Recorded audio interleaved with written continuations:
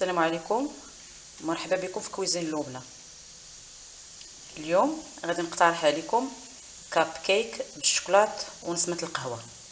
لهاد الوصفه غادي نحتاجو 3 ديال البيضات، واحد الخنيشه ديال الخميره من فئه 7 غرام، واحد فاني، غادي نحتاجو نص كاس ديال الشوكولاط المر، ومعاه ضفت علبه صغيره ديال القهوه سريعه الذوبان.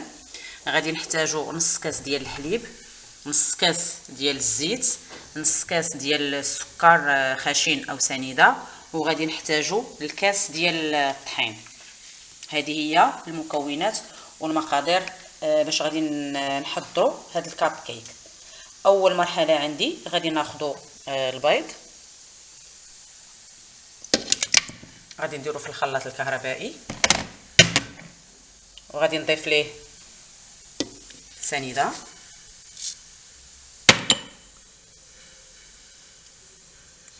غادي نضيف ليه الفاني، وغادي نخلط الكل حتى نحصل على واحد الخليط اللي ابيض شيئا ما.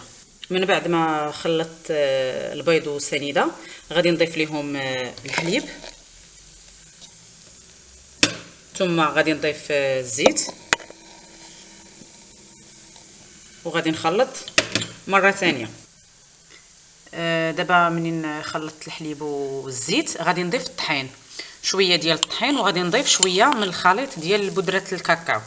غادي نحرك مزيان، عاد غادي نضيف مره اخرى باقي المكونات. غادي نضيف باقي الطحين اللي عندي والبودره ديال الكاكاو، وغادي نخلي الخميره اخر مرحله. بالنسبه للخميره هي كيف سبق وذكرت، غادي نخليها في المرحله الاخيره. غادي نخلطها غير شويه ونحبس، ما غاديش نكثر من التحرك.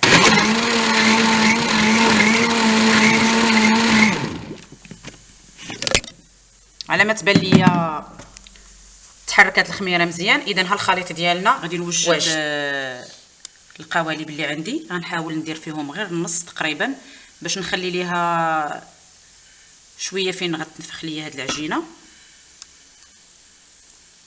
هذه عمرتها بزاف انا، وغادي ندخلهم الفرن متوسط الحراره ونتلاقاو باش نشوفوا الشكل النهائي.